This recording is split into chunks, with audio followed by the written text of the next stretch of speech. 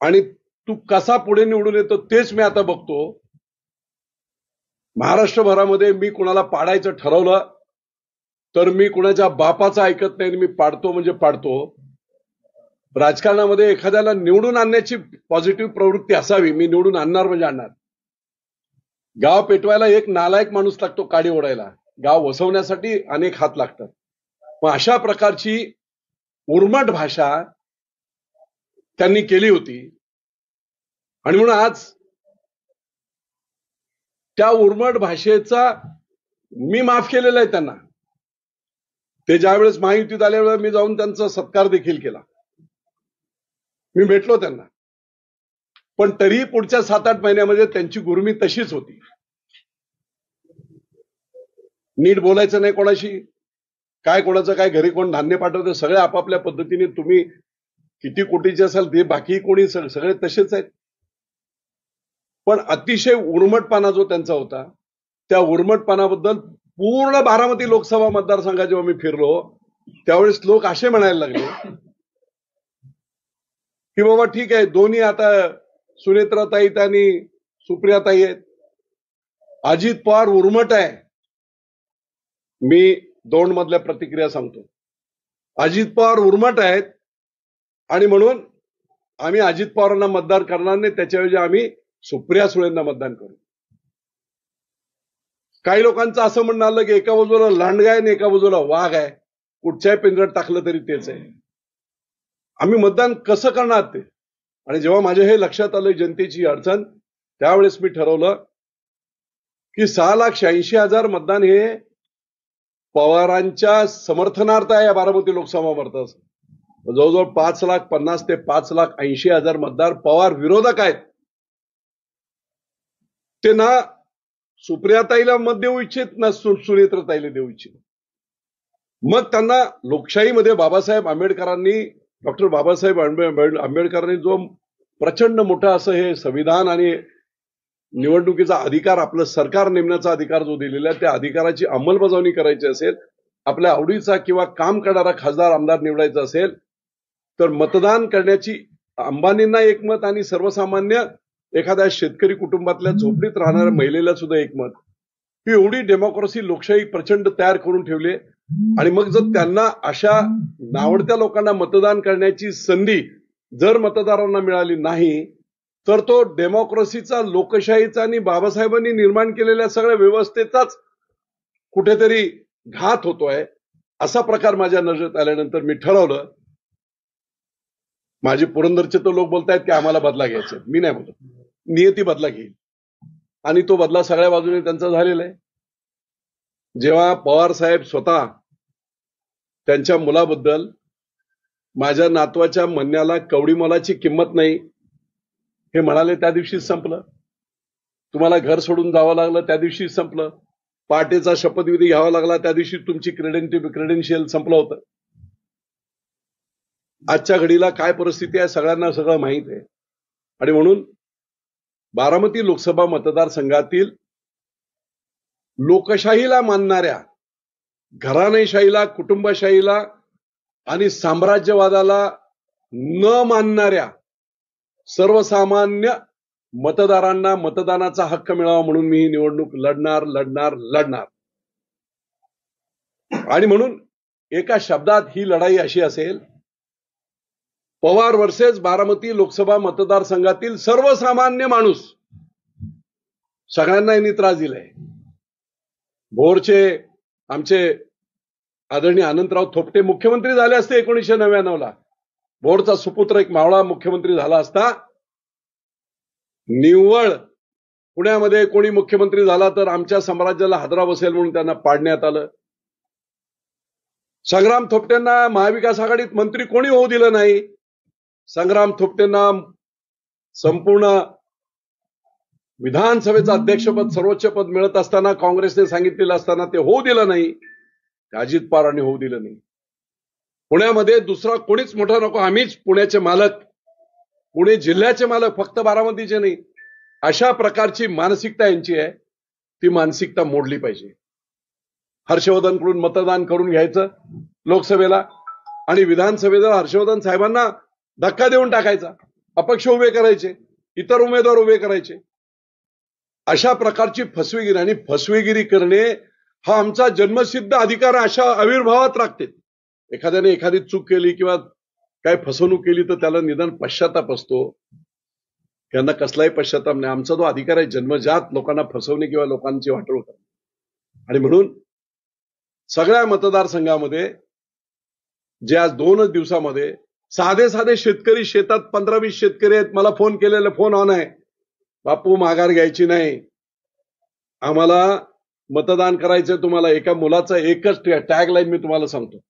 माझं कुठचं तरी टीव्हीची मुलाखत होती, त्याच्या खाली कॉमेंट्स होत्या आणि त्या कॉमेंटमध्ये त्या मुलाने लिहिलं होतं, विजय बापू शिवतारेंना बारामती लोकसभा मतदारसंघात 1 मत म्हणजे दोन्ही पवारांचा पाडाव हा दुर्मिळ योग आज तुम्हाला आलाय. विजय बापू शिवतारेंना दिलेलं 1 मत सरंजामशाही प्रस्थापितगिरी संपेल असा त्याचा अर्थ होतो. आणि म्हणून लोकशाहीमध्ये जेव्हा लोक पेटून उठतात, पार्थ पवारांच्या वेळेस सुद्धा अजित पवारांनी खूप मोठी तयारी केली होती, काय धुवा होता सगळा, पण जनतेने हातात निवडणूक घेतली आणि हुकुमशाही सरंजामशाही चालणार नाही दाखवून दिलं जनतेने मावळच्या. त्याचप्रमाणे बारामती लोकसभा मतदारसंघातील सर्व मतदारसंघातील आम्ही 41 वर्ष तुम्हाला मतं देतोय. पुरंदरला काय एक प्रोजेक्ट दिलाय पवारांनी तो दाखवावा. सगळे केंद्राचे प्रकल्प, राज्याचे प्रकल्प, medical college, women's hospital, ESIC hospital, शेतकीचे सगळे प्रकल्प, डेअरी तिकडेच, मोठे मोठे कारखाने तिकडेच. आम्ही तुम्हाला बारामतीपेक्षा 2 वेळा पुरंदरने जास्त मतं दिले. तुम्ही त्या बदल्यात आम्हाला काय दिलंय? आम्हाला म्हणजे आमच्या लोकांना. तुम्ही ठराविक काही असतील लोक तुमचे, पण शेतकऱ्यांना काय दिलं? बोरला काय दिला? दौंडला काय दिलं? इंदापूरला काय दिलं? तुम्ही पंतप्रधानांना घेऊन यायचं आणि बारामती शहर दाखवायचं. तुम्ही जरा बारामती शहराचा, बारामती तालुक्याचा पश्चिम भाग 29 गाव जरा दाखवा ना. मला आव्हान आहे तुमचं की 29 गावात आज आपण जा. आंबीपासून भोयटेवाडेपासून पियाला पाणी नाही. इरिगेशन सिंचनाचं तर वेगळं राहिलं. 50 वर्ष तुम्ही त्या 29 तुमच्या तालुक्यातल्या लोकांना पाणी देऊ शकला नाही. जे बारामती बागायत आहे ते ब्रिटिश कालापासून आहे, हे पवारांनी केलेलं नाही. सगळे कारखाने असतील काय असतील, हे काय कुणी बनवले, कुणी लुटले. त्यामुळे एक आता प्रसंग असा आलाय की या लोकशाहीमध्ये कुणी ना कुणीतरी डेअरिंग केली पाहिजे, कुणी ना कुणीतरी धाडस केलं पाहिजे, लोकांची बाजू मांडली पाहिजे आणि प्रस्थापितांच्या विरुद्ध दंड थोपटून उभं राहिलं पाहिजे. पुरंदरच्या मातीला तर वसा येतो.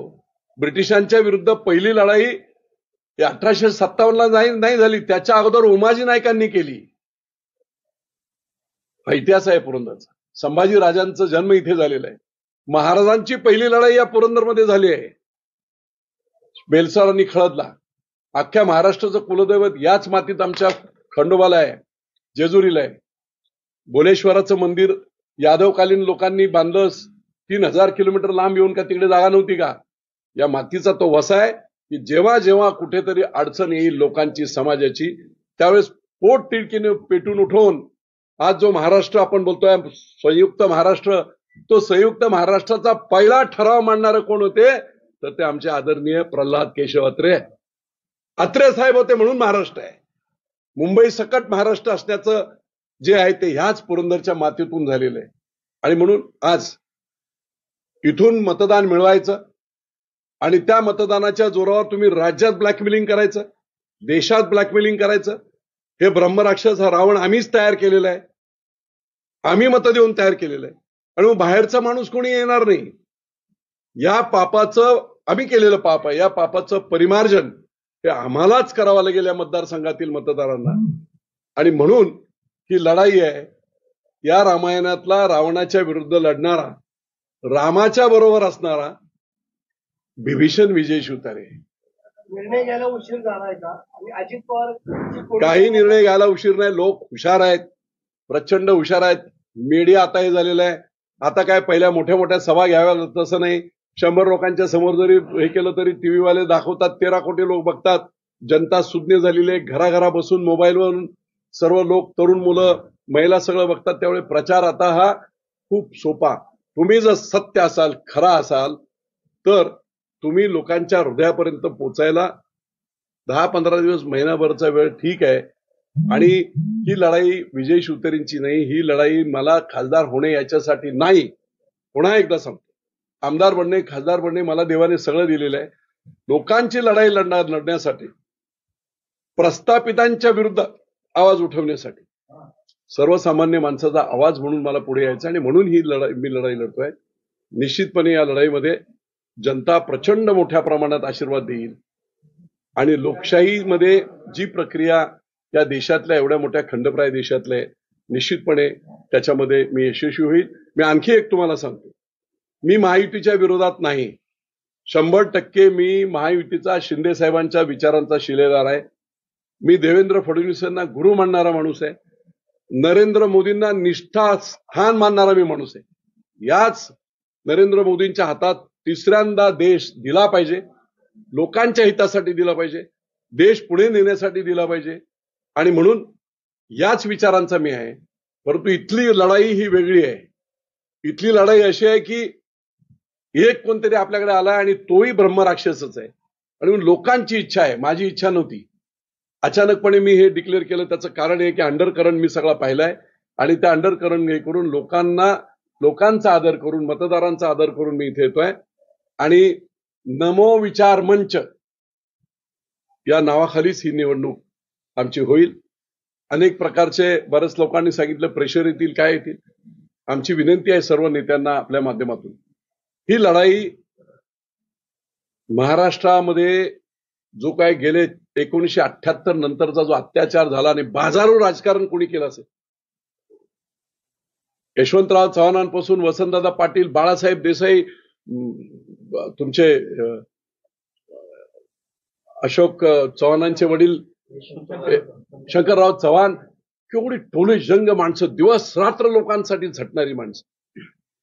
बाजारू राजकारण नंतर आलं आणि असं म्हटलं जातं, जेने राजा बेपारी तेने प्रजा भिकारी.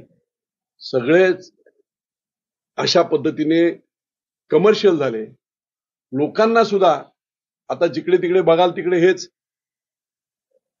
पैशांची वाटप वगैरे महाराष्ट्रात कधी होती? अशा प्रकारच्या बेकार निवडणुका कोणी सुरुवात केल्या? आणि म्हणून पैशातून सत्ता आणि सत्तेतून पैसा, हे कालचक्र कुठेतरी थांबलं पाहिजे. आणि अगदी देवेंद्र फडणवीसांच्या भाषेमध्ये हे कालचक्र आहे. बारामतीतली ही निवडणूक सुद्धा कालचक्राचाच एक भाग आहे. आणि आम्ही सर्वजण जनतेच्या आशीर्वादाने निश्चितपणे निवडून येऊ. विजय शिवतारे खासदार झाला म्हणजे अख्ख्या बारामती मतदारसंघातला प्रत्येक स्वाभिमानी माणूस खासदार झाला. आणि निश्चितपणे सर्व बाजूला न्याय देण्याचं काम निश्चितपणे आपण सर्वजण करू. बाहेर पडणार का? म्हणजे तुमची बंडखोरी एक वापस लढवणार? मी बंडखोरी एक लक्षात द्या, मी 2 दिवस मी सांगतोय, बंडखोरी हा शब्द इथे लागूच होत नाही. लोकशाहीला वाचवण्यासाठी तेच पवार अगोदर तर लढाई अशी असायची की पवार विरुद्ध कांचनताई होती, जानकर होते, विरोधकांना लोकशाहीमध्ये आपले मत. पण इथे आता पवार वर्सेस पवार. शिवसेना सोडणार तुम्ही, त्यासाठी शिवसेनेतनं बाहेर? मी आता बाहेर पडण्यास, मी आता लढाई लढणार हे नक्की झालंय. मी बंड नाही, याला परत सांगतो मी तुम्हाला, हे बंड नाही, हे शिवसेनेचं बंड नाही, ही न्यायाची लढाई. याच्या अगोदरी अपोजिटला असायचं ना कोणतरी. पवार एका बाजूला असायचे, दुसऱ्या बाजूला कांचनकुले होत्या, कधी नलावडे होत्या, कधी जानकर होत्या. आज कोण आहे? पवार वर्सेस पवार. मग ह्या 5,80,000 लोकांनी जायचं कुठे? म्हणून ही न्यायाची लढाई लोकशाहीतली मी लढतोय. मी बंड करत नाही. लोकांची जी भावना आहे ती भावना व्यक्त करण्यासाठी त्यांना मतदानाची संधी मिळावी म्हणून हे काम. तुम्ही याचं नाव नमो विचार मंच केलेलं आहे. तुम्ही शिवसेनेचे पदाधिकारी आहात, आधी मंत्री राहिले आहात.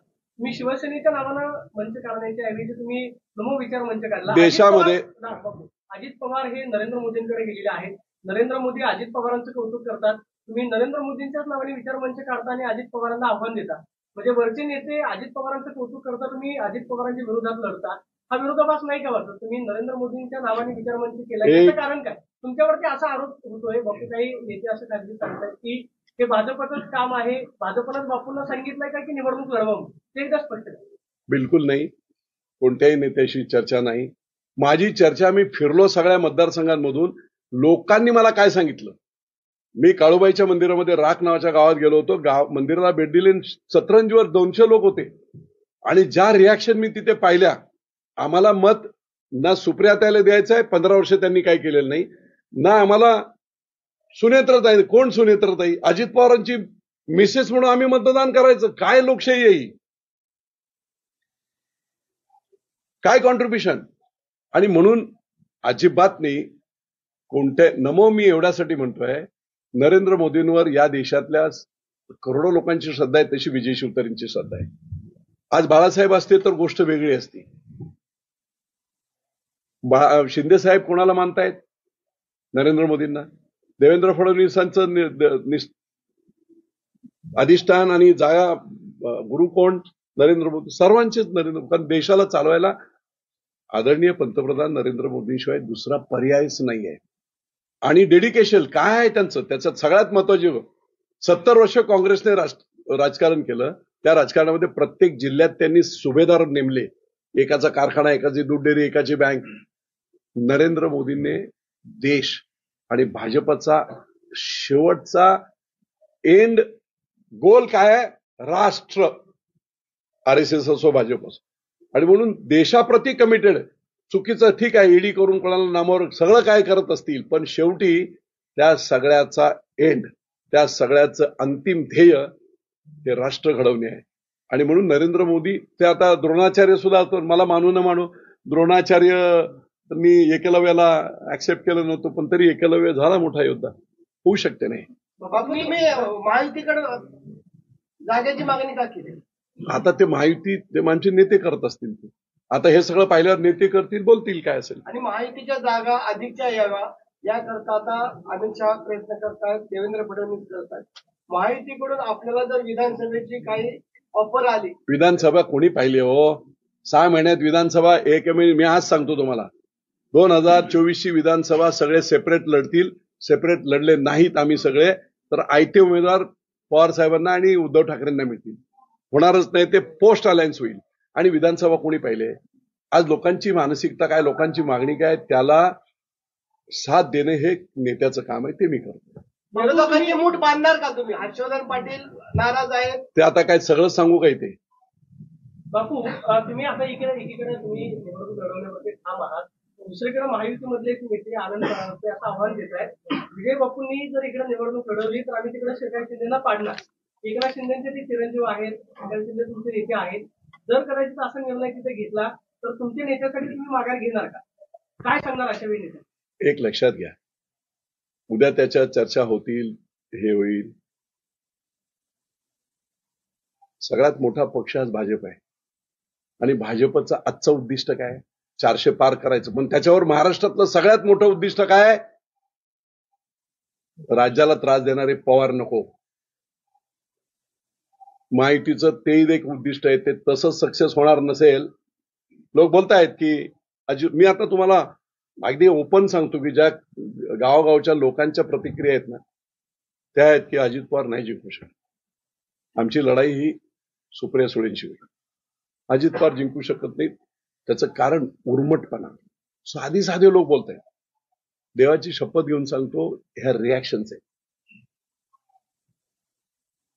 त्यामुळे काम खूप मी चांगलं करतो, त्याच्यावर कोणालाही. आता मला काल माहित पडलं की भिंताडे नावाचे भाजपचे एक कार्यकर्ते अजितदादाच्या विधान भवनाच्या बाहेरच्या केबिनच्या बाहेर होते. राजू भिंताडे आणि आणखी एक जण कार्यकर्ता, एक विधानसभेच्या दरम्यान ते उभे होते. तर ते बाहेर आले, काय रे इथे कशाला आला? जा ना तुमच्या चंद्रकांत दादाकडे. हे उत्तर आहे? नावासकट सांगतो मी तुम्हाला. मला लोकांना ही असो, मी एअरपोर्टला गेलो, 2 मुख्यमंत्री, उपमुख्यमंत्री आणि मुख्यमंत्री येणार, 3 बुके घेऊन मी गेलो बारामतीला, ज्या दिवशी रोजगार मेळावा होता त्या दिवशी. मला वाटलं तिघे एकत्र येतील. अजित पवार बारामतीत होते, ते आले. आता म्हटलं हे काय दोघे वेगळे आहेत, हे आले लवकर. उघड महाराष्ट्राच्या जनतेला सांगतो किती गुरमी माणसाला. मी म्हटलं ठीक आहे, मुख्यमंत्री आपलं प्रोटोकॉल आहे म्हणून मी काय मंत्री आहे, मी कोणी कार्यकर्ता नाही आहे. ते असतील 50,000 कोटीचे, मी अब्जमध्ये काम करणारा माणूस आहे स्वतःच्या कर्तृत्वावर. मी आपला गेलो, दादा त्या अधिकाऱ्यावर त्या नावाला आणि असं आहे. माझा जिल्हा प्रमुख माझ्यावर होता, म्हणे बापू याला धडा शिकवलं पाहिजे. आजही माज गेलेलं नाही. ही वर्तणूक नाही चालणार राजकारणामध्ये. तुम्ही लोकांचे प्रतिनिधी आहात, तुम्ही अशा प्रतिनिधी ह्याला पाडतो, त्याला पाडतो, त्याला पाडतो. बापू, तुम्ही आता नमो विचार मंचाच्या नावानं निवडणूक लढवणार आहात. वरिष्ठ नेते हे ऐकून घेतील असं मला वाटतं, कारण देवेंद्र फडणवीस सातत्यानं सांगत होते की नाही बारामतीमध्ये कमळ फुलवायचं आहे, बावनकुळे सांगत होते कमळ फुलवायचं आहे. कमळ कुठे आहे? कमळ कुठे आहे? हा निर्णय घेतलाय का नेमकं? कमळ कुठे आहे? माहितीने एकत्रपणे बसून आता त्यांना 3 किंवा 4 जागा द्यायचा निर्णय घेतलेला. आता ते शिंदे साहेबांना वगैरे ते प्रश्न माझे नाही. ते सगळे मोठ्या नेत्यांचे मी आपला साधा कार्यकर्ता आहे. माझे ते प्रश्न मला नको. बापू, अजित पवार तुमच्यासोबत आलेले आहेत, तुमच्या महायुतीचा घटक आहे. भाजपही त्यांनी आणि राष्ट्रवादी ठरवली की बारामतीला जागा सोडायची. पण अशात तुम्ही अजित पवार इकडे आले म्हणजे अजित पवार स्वच्छ झाले नाहीत. अजित पवार इथे आले म्हणजे अजित पवार त्यांच्या स्वार्थासाठी आले. दाखवताना ते बोलले नरेंद्र मोदी वगैरे, पण त्यांच्या हे सगळ्या महाराष्ट्राला माहिती आहे.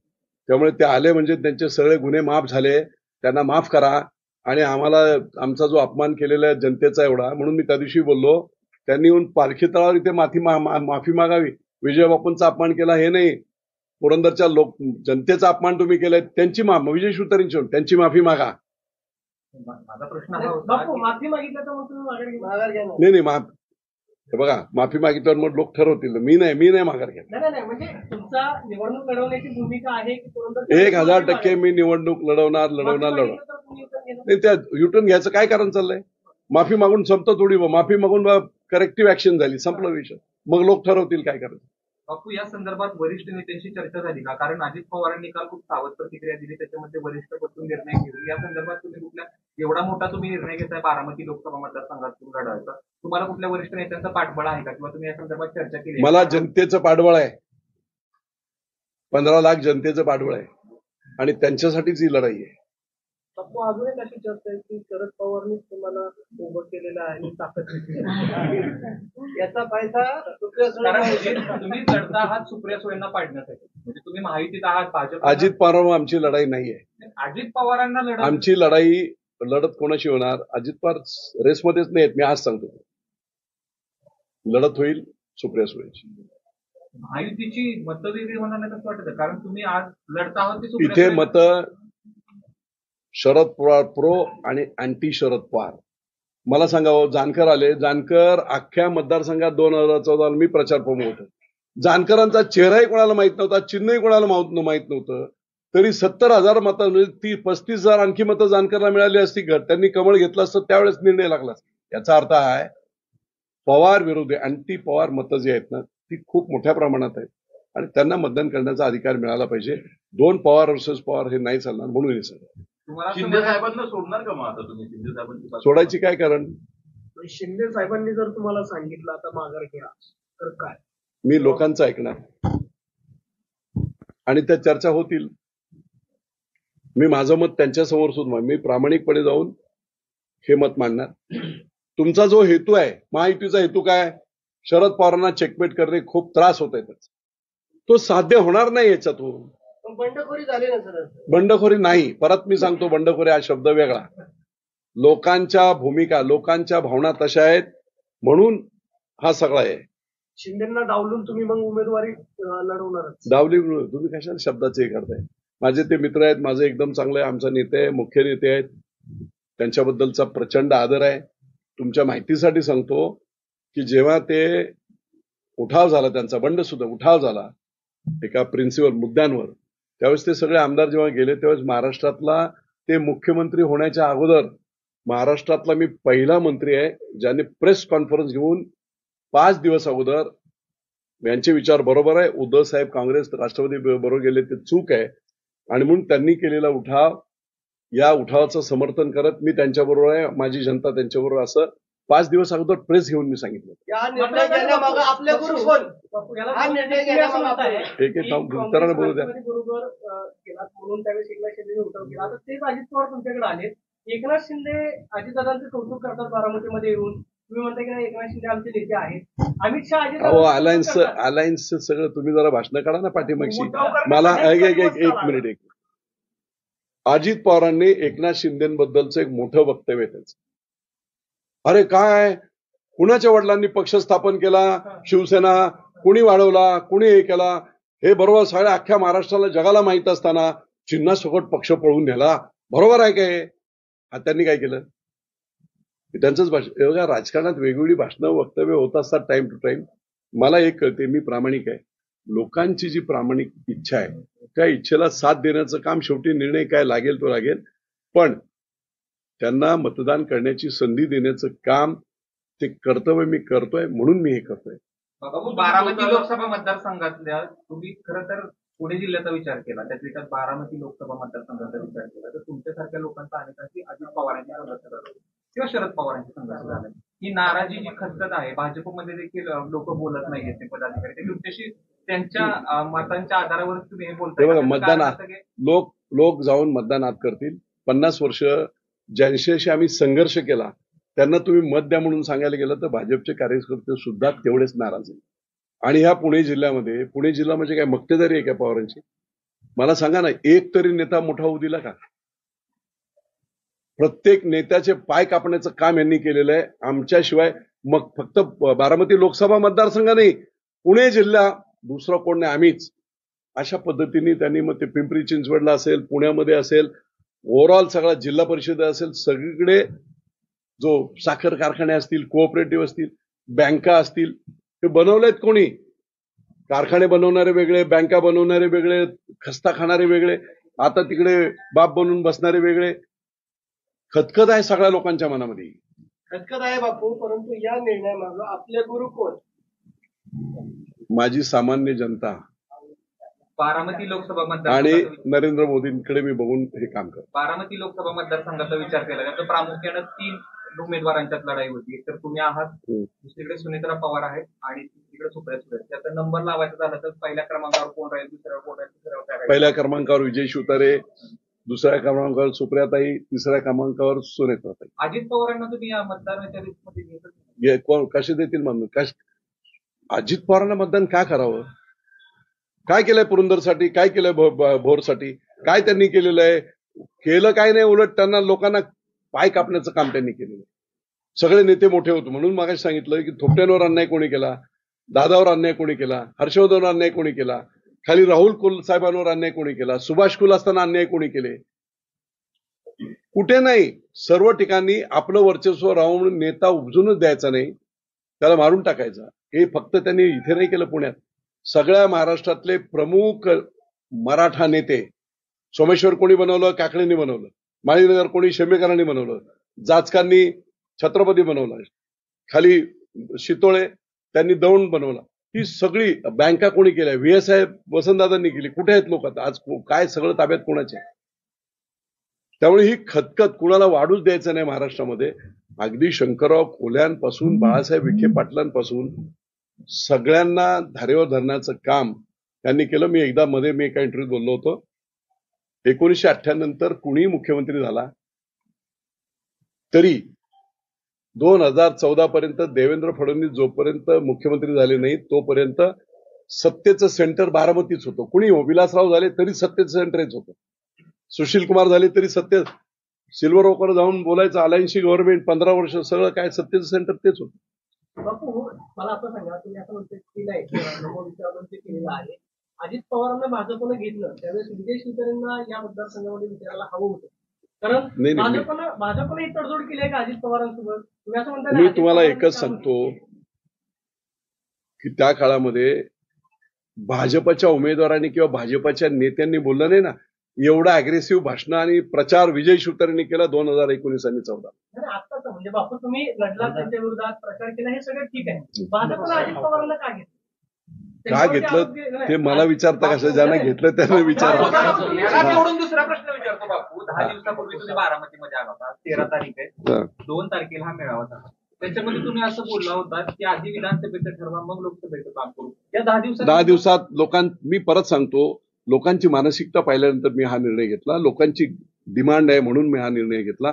आणि परत माझ्याही लक्षात आलं, विधानसभा 6 महिन्यानंतर कोणी सांगितलंय काय होणार आहे. विधानसभेचा आणि याचा काही संबंध नाही, त्यामुळे हा निर्णय आम्ही एक लक्षात घ्या. बारामतीतल्या म्हणजे अजित पवारांना किती अजूनही आहे. विजय शिवतारे माजी मंत्री आहे स्टेजवर, मुख्यमंत्री आणि उपमुख्यमंत्री एक प्रोटोकॉलचा भाग म्हणून नाव घेऊ शकतात, पण अजित पवारांना लाज वाटते विजय शिवतारेंचं नाव घ्या. ते बघा, तुम्ही व्हिडिओ शूटिंग बघा, त्यांनी सगळी नावं घेतली पण विजय शिवतारेंचं नाव घेतलं.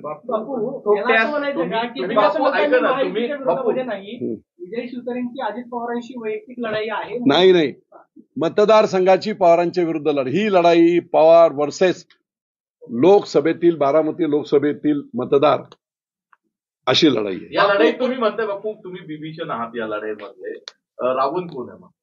आता कोण, आता बिभीषण म्हटलं तर रावण कोण समजा तुम्ही. शेवटचा एक प्रश्न विचारतो. आता कशाला या शब्दात अडकवा. मी एवढंच सांगितलं की ही लढाई पवार वर्सेस अख्ख्या मतदारसंघातील सामान्य जनता. एक शेवटचा प्रश्न विचारतो. यांच्याशी काही भेटी झाल्यात का? त्यांच्याशी काही बोलणं झालंय? हे काय तुम्हाला सांगू का मी? त्यातली जनतेची रिॲक्शन मी पाहिजे. की महायुती म्हणून सगळे नेते सांगतायत युतीचा धर्म पाळा, तुम्ही इथं निवडणूक लढवताय, जर पक्षांतर्गत कारवाई झाली तर विजय बापू भाजपमध्ये जाणार का? मी माझ्या लोकांसाठी काही करायची तयारी आहे. बापू फक्त एक प्रश्न, कोण असतील पाटील असतील यांचं प्रतिनिधित्व तुम्ही करता आहात का?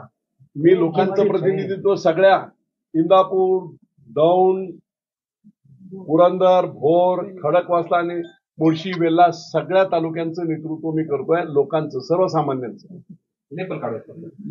धन्यवाद. नाही आता बस म्हणतो काय